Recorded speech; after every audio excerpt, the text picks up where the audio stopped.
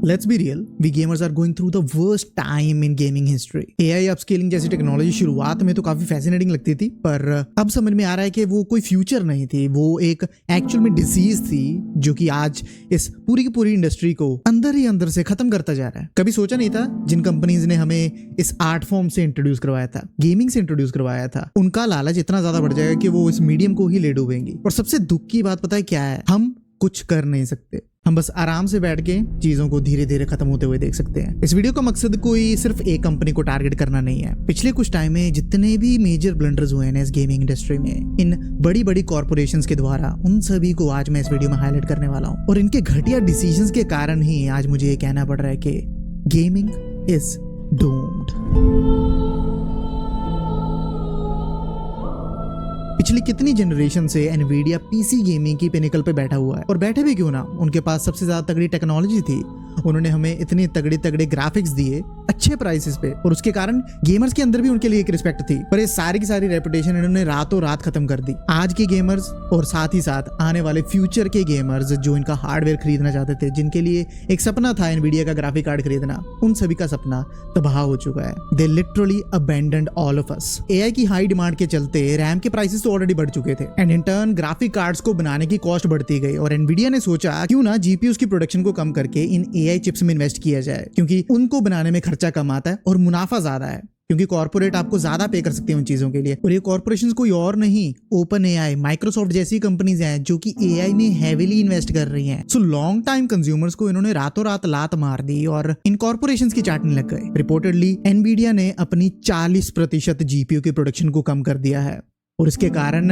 Global shortage पड़ चुकी है ग्राफिक कार्ड्स की। हालत इतनी ज्यादा बुरी है कि जो 2027 में RTX 60 सीरीज आनी थी ना, वो भी डिले हो सकती है। तो पहले तो यार सिर्फ रैम की महामारी थी, अब जीपीयूज की भी सप्लाई कम हो चुकी है, और गेम्स खेलने वाले लोग दिन प्रतिदिन बढ़ते जा रहे हैं, और उस लो सप्लाई और हाई डिमांड के कारण इन जीपीयूज के भी प्राइस स्काई रॉकेट कर चुके हैं। और आप में से कुछ लोग सोच रहे होंगे कि कंपनी यहाँ पे लॉस में ना जाने के लिए ये सब कर रही है, ये आने वाले टाइम में सप्लाई ठीक हो जाएगी, right? You are wrong. The worst part about this situation is कि ये सारा कुछ एनवीडिया का ही रचा हुआ है। एनवीडिया को यार पता था कि अगर प्राइसेस यहाँ पे बढ़ गए जीपीयूज के, तो इनको कोई भी परचेज नहीं करना चाहेगा, एंड इन टर्न कंज्यूमर्स एक बेटर ऑप्शन, एक अफोर्डेबल ऑप्शन की ओर जाएंगे, और वो अफोर्डेबल ऑप्शन इस गेमिंग इंडस्ट्री का हम गेमर्स के लिए फाइनल बॉस है, and that's none other than GeForce Now।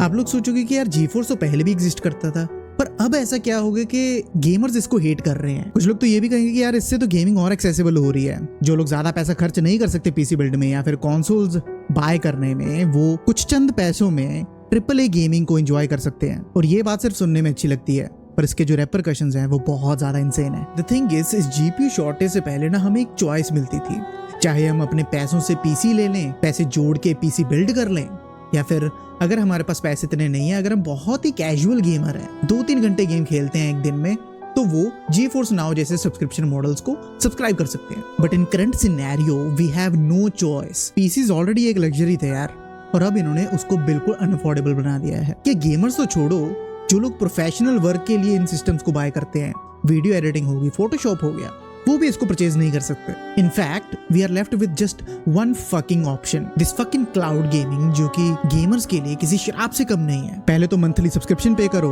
उसके अंदर गेम्स भी परचेज करो, और जब एनवीडिया का मन किया दे गना पुल द प्लग, और उसके बाद सारी की सारी जो लाइब्रेरी आपने परचेज की थी वो भी उसके साथ खत्म हो जाएगी। अगर किसी दिन सर्वर्स डाउन हुए तो आप अपनी गेम्स को खेल ही नहीं सकते, एंजॉय कर ही नहीं सकते, and moreover you have to be online at all times, और वो भी आपको अच्छा तगड़ा कनेक्शन चाहिए। और इस चीज को सुन के आप सही में कहना चाहते हो कि भाई हाँ गेमिंग एक्सेसिबल हो रही है? I don't think so. जो पीस ऑफ माइंड, जो मजा हमें ऑफलाइन गेमिंग में आता है, अपने प्रॉपर पीसी पे गेम्स इंस्टॉल करके खेलने में आता है, मुझे नहीं लगता ये कोई online cloud gaming subscription model में आएगा। और ये इंडस्ट्री ना एक डोमिनो की तरह चलती है, एक भी अगर अपनी जगह से हिला तो सारे उसको फॉलो करते हैं। और इस GeForce Now के चुतियापे के चलते PlayStation भी इस चीज को फॉलो कर रहा है। They have started to rent out their PS5 literally. उनकी वेबसाइट पे अगर आप जाके देखोगे तो आप PS5 को भाई लीज कर सकते हो 24 महीने के लिए, 36 महीने के लिए, और उसके एंड में भी आप उस PS5 को ओन नहीं करोगे, वो आपका नहीं होगा, आपको वापस देना पड़ेगा सोनी को। एंड Xbox क्लाउड गेमिंग तो काफी टाइम से है ही इस लीग में, जो कि आपको गेम पास के साथ मिल जाता है। और हाल ही में एनवीडिया ने बहुत हैवी इन्वेस्टमेंट किया इंडिया में GeForce नाउ के डेटा सेंटर्स को बनाने के लिए, और यहाँ के लोग भी अब अच्छी खासी पिंग एंजॉय कर सकते हैं गेमिंग करने के लिए। I personally feel like they can pull off Jio like situation. जैसे जियो ने शुरुआत में फ्री में बांटा अपने डेटा को, लोगों को लत लग गई, उसके बाद वो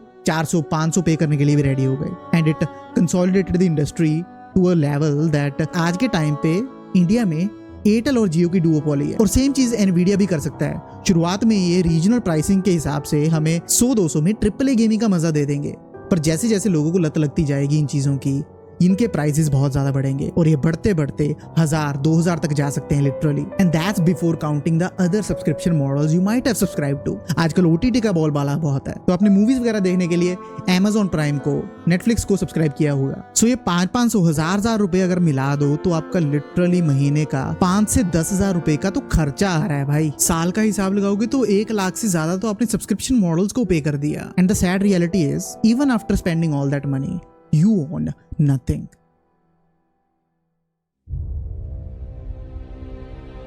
See, अगर आपने किस्मत से GPU अच्छे प्राइस पे बाय कर भी लिया, it can be a 40 series, it can be a 50 series GPU, problem वहीं पे सॉल्व नहीं होती। You are gonna be dealing with this fucking AI upscaling technologies. एक तो साला ये रे ट्रेसिंग ने ना इतना बड़ा फोमो क्रिएट कर दिया है गेमर्स के माइंड में कि भाई इसके बिना तो गेम खेलने में मजा ही नहीं आएगा। This is all bullshit. एक छोटे से ग्राफिक बफ के लिए, लाइटिंग को और बेटर करने के लिए आप परफॉर्मेंस पे इतना हैवी लोड डाल रहे हो। मुझे कहीं ना कहीं ये लगता है ना, ये रे ट्रेसिंग चुतियापा जानबूझ के इंट्रोड्यूस किया गया था ताकि DLSS जैसी टेक्नोलॉजीज आ सकें। एक ऐसा अपस्केलिंग मेथड जहां पे सिस्टम की रॉ पावर को यूज ना करके AI का यूज किया जाता है परफॉर्मेंस को बूस्ट देने के लिए, जहां पे हमें 60 FPS की जगह लिटरली 250-250 FPS मिल सकते हैं। लाइक लिटरली इतने FPS की तो यार जरूरत तक नहीं है हमें। 99% लोगों के पास तो 144 हर्ट्ज से ऊपर का कोई मॉनिटर भी नहीं है। सो इतने सारे FPS का हम करेंगे क्या? और रिजल्ट में आपको फिडेलिटी अच्छी मिल जाएगी, पर जो इमेज है, एक्चुअल इमेज, जो पिक्सल्स हैं वो बहुत ज्यादा सॉफ्ट दिखते हैं। रेजोल्यूशन 4K में दिखाया जाता है, पर जो एक्चुअल में गेम चल रही है वो लगभग फुल HD में चल रही होती है। सो गेम खेलते वक्त you are just in an illusion कि हाँ भाई मैं तो हाईएस्ट सेटिंग्स पे ये गेम खेल रहा हूँ। And the worst part is कि आजकल की गेम्स को ना ऑप्टिमाइज इन AI अपस्केलिंग मेथड्स को ध्यान में रख के किया जाता है, जिसके कारण जब भी आप उस DLSS वाले बटन को ऑफ कर देते हो ना, आपको सारी की सारी कहानी समझ में आ जाएगी। और इन अनऑप्टिमाइज्ड गेम्स का सारा कसूर Unreal Engine 5 पे डालना एक ट्रेंड बन चुका है। Let me tell you, Unreal Engine 5 एक फ्री इंजन है जो कि एपिक गेम्स ने बनाया था, और क्योंकि ये फ्री है ज्यादातर डेवलपर्स के लिए ये बहुत ज्यादा एक्सेसिबल है। They don't have to build their own engine, जिसको बनाने में बहुत ज्यादा कॉस्ट आती है। कैपकॉम का RE इंजन हो गया, यूबीसॉफ्ट का एनविल इंजन हो गया, और गोरिल्ला गेम्स का डिसिमा इंजन हो गए। बहुत सारी years and years of research के बाद बने हैं। सो एक छोटा डेवलपर, एक इंडी डेवलपर या फिर AA डेवलपर वो चीज तो नहीं कर सकता, और बहुत सारे AAA डेवलपर्स भी उसको यूज कर रहे हैं। आने वाली विचर 4 गेम भी Unreal Engine 5 पे ही बन रही है। सो क्योंकि ज्यादातर डेवलपर्स UE5 यूज करते हैं और ज्यादातर उनमें से अपनी गेम्स को नेटिवली ऑप्टिमाइज करने की कोशिश भी नहीं करते, तो सारा का सारा भांडा Unreal Engine 5 पे फूट जाता है और उन डेवलपर्स को कोई क्वेश्चन तक नहीं करता। बहुत चुनिंदा ही हैं जो कि अपनी गेम्स को आज भी ऑप्टिमाइज नेटिवली करते हैं। कैपकॉम उनमें से एक है। और अगर मुझे UE5 की भी कुछ गेम्स बतानी हो तो रिसेंटली पिछले साल हमारी game of the year expedition 33 भी UE5 पे बनी थी, और वो बहुत सुंदर तरीके से ऑप्टिमाइज की गई थी। ब्लैक मिथ वुकोंग, जिसके ग्राफिक्स इतने ज्यादा हाई थे कि किसी को भरोसा भी नहीं हो रहा था कि ये गेम सच में रियल है, वो भी UE5 पे बनी थी। और लॉन्च डे पे that game was pretty well optimised for PC as well as the PS5s। So problem definitely UE5 में नहीं है, the problem is in the developers itself. और एक तो मुझे ये आर्ग्यूमेंट समझ में नहीं आता, लोग कहते हैं कि यार अगर Unreal Engine 5 पे सारे डेवलपर्स काम करने लग गए तो सारी गेम्स बिल्कुल सेम दिखने लगेंगी। Like how does that make sense? Game का अलग दिखना या फिर सेम दिखना उसके आर्टिस्टिक विजन पे डिपेंड करता है यार।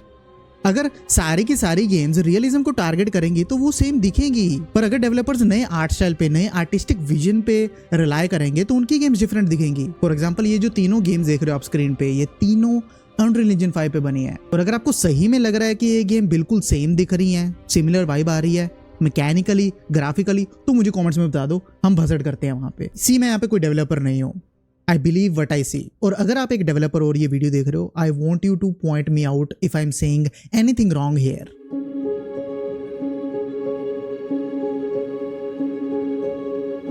एक टाइम पे ना एक्सबॉक्स और प्लेस्टेशन की लड़ाई ये होती थी कि भाई कौन कितनी अच्छी एक्सक्लूसिव्स निकालेगा, कौन अपने कंज्यूमर्स को बेटर वैल्यू प्रोवाइड करेगा, और इस कॉम्पिटिशन के चलते हमेशा हम कंज्यूमर्स ही जीतते थे। पर आज के टाइम पे पता क्या हो रहा है, इन दोनों में लड़ाई तो हो रही है, पर वो इस बेसिस पे हो रही है कि कौन कितना बड़ा चुतियापा पहले कर सकता है। अभी हाल ही में प्लेस्टेशन का स्टेट ऑफ प्ले हुआ, एक्सबॉक्स का डेवलपर डायरेक्ट हुआ, दोनों ही अच्छे शोकेसेस थे। आई वुड इवन से कि प्लेस्टेशन की रीसेंट ईयर्स में सबसे बढ़िया प्रेजेंटेशन थी, और प्लेस्टेशन ने सोचा कि फैंस तो अब इतने खुश हो ही चुके हैं कि अगर हम थोड़ा बहुत फकअप यहाँ पे कर भी देना तो वो ओवरशैडो हो जाएगा। बट नहीं, ये प्रॉब्लम इतनी बड़ी है कि इसको नजरअंदाज तो बिल्कुल नहीं किया जा सकता। यही कुछ 3-4 दिन पहले उन्होंने अपने बहुत major studio Bluepoint Games को बंद कर दिया। अगर आपको नहीं पता, these are the people behind Demon Souls remake and Shadow of the Colossus remake, जो कि बहुत ज्यादा क्वालिटी वाली गेम्स थी। रिपोर्ट्स आई थी कि ये एक God of war live service game पे भी काम कर रहे थे। सो उन्होंने खुद इस प्रोजेक्ट को ग्रीन लाइट किया, और उसके बाद जब वो उनकी एक्सपेक्टेशंस को मीट नहीं किया, उन्होंने प्रोजेक्ट तो कैंसिल किया ही किया, साथ ही साथ स्टूडियो को भी खत्म कर दिया। सो इससे क्या साबित होता है, डेवलपर्स जितनी भी अच्छी गेम्स बना लें, अगर कंपनी को मुनाफा नहीं हो रहा ना, you are gonna get cancelled, you are gonna get fired. So ये तो ब्लू पॉइंट था।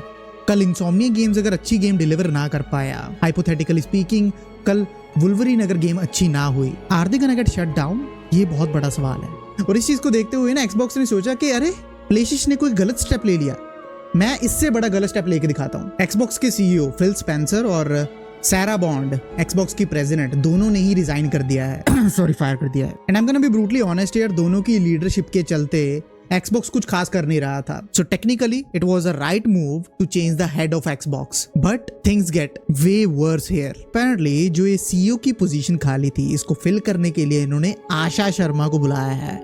And to be brutally honest here, मुझे इस आशा शर्मा से कोई आशा नहीं है, क्योंकि इसका पुराना रोल एक एआई एग्जीक्यूटिव का था। She specialises in AI, not in gaming. इसका गेमिंग का भाई जी तक नहीं पता। And the motive is clear man, ये गेमिंग पे ज्यादा फोकस नहीं करने वाले। गेमिंग में एआई को कैसे इंटीग्रेट किया जाए उस पे फोकस होगा। और आप लोग कहोगे कि यार इसका तो टेन्योर अभी स्टार्ट भी नहीं हुआ है, अभी से हम क्यों अजम्पशंस बनाए। द थिंग इज कि assumptions एक्सबॉक्स के मामले में बनानी काफी ज्यादा इजी हैं। कहीं ना कहीं मेरा थॉट ये कहता है कि फिल स्पेंसर के टेन्योर में भी ना सारी दिक्कत फिल स्पेंसर में नहीं थी, ऊपर इनके बैठा है माइक्रोसॉफ्ट, और उसका सीईओ है सत्य नडेला, जो बैठा दे रहा है इन सभी के केला। एक्सबॉक्स की एक्सक्लूसिव्स खत्म हो गई, क्लाउड गेमिंग पे फोकस हुआ, एक्सबॉक्स एवरीवेयर पे फोकस हुआ, और उसके साथ सारी की सारी रेपुटेशन इनकी खत्म हो गई। जो इनका कोर फैन बेस था, सारा का सारा टूट के बिखर गया। और आज के टाइम पे मानो या ना मानो, इस ब्रांड की कोई इज्जत नहीं है भाई। निंटेंडो तो अपनी ही लीग में खेलता है, और अगर एक्सबॉक्स प्लेस्टेशन को कंपटीशन नहीं देगा तो कौन देगा। और उसके कारण, जीरो कंपटीशन के कारण, हम कंज्यूमर्स, हम गेमर्स ही फंसेंगे। प्लेस्टेशन आज नहीं तो कल अपनी गेम्स के प्राइस बढ़ाएगा, अपने कंसोल के प्राइस बढ़ाएगा। ऑफ कोर्स ये रैम शॉर्टेज के कारण कंसोल के प्राइस बढ़ने ही वाले हैं। Which also gets me to the point that अगर आपने आज से गेमिंग स्टार्ट करनी है, और अगर आप सोच रहे थे कि हाँ आने वाले टाइम में मैं कोई कंसोल परचेज करने वाला हूँ, भाई बाय कर लो।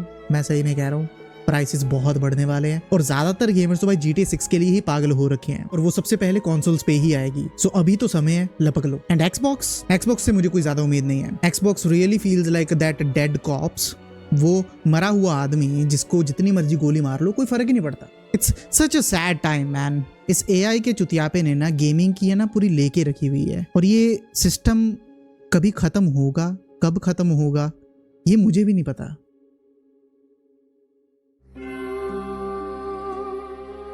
गेमिंग के साथ जो इस टाइम पे सिचुएशन चल रही है ना, इसको मैं डार्क सोल्स 3 के थीम के साथ बहुत अच्छे तरीके से कोरिलेट कर पा रहा हूँ। A theme that teaches you to move on, जहाँ पे गेमिंग मुझे कहीं ना कहीं लगता था कि एक प्रोफेन्ड फ्लेम है, एक ऐसी आग जो कभी बुझ नहीं सकती।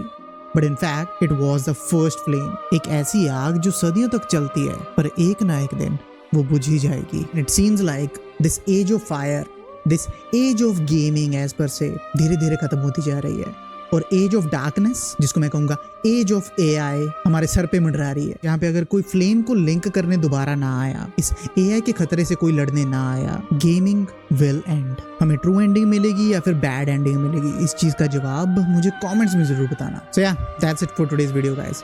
आई होप आपको मजा आया होगा। अगर आया तो लाइक जरूर कर देना, कमेंट जरूर करना अपने थॉट्स इस टॉपिक के बारे में। एंड जस्ट टू मेंशन यार, मैं आने वाले कुछ दिनों में काफ़ी ज़्यादा बिजी हो जाऊंगा, स्पेशली रेजिडेंट एविल 9 को लेके। अपने दूसरे चैनल पे मैं हर रोज़ गेम प्ले डालने वाला हूँ उसके। I won't be active much on this channel, तो अगर आप मुझे रेगुलरली देखना चाहते हो तो आप मेरे दूसरे चैनल शैडो स्ट्राइक गेमिंग को भी सब्सक्राइब कर सकते हो। ऐसे ही गेमिंग के बारे में डिस्कशन सुनने के लिए, रिव्यूज देखने के लिए, रिएक्शंस देखने के लिए, ओवरऑल गेमिंग के पर्सपेक्टिव्स को जानने के लिए इस चैनल को भी सब्सक्राइब करना बिल्कुल मत भूलना। और मैं मिलता हूँ आपको अगले न्यू एपिसोड में। And this is Tushar signing off. Good bye.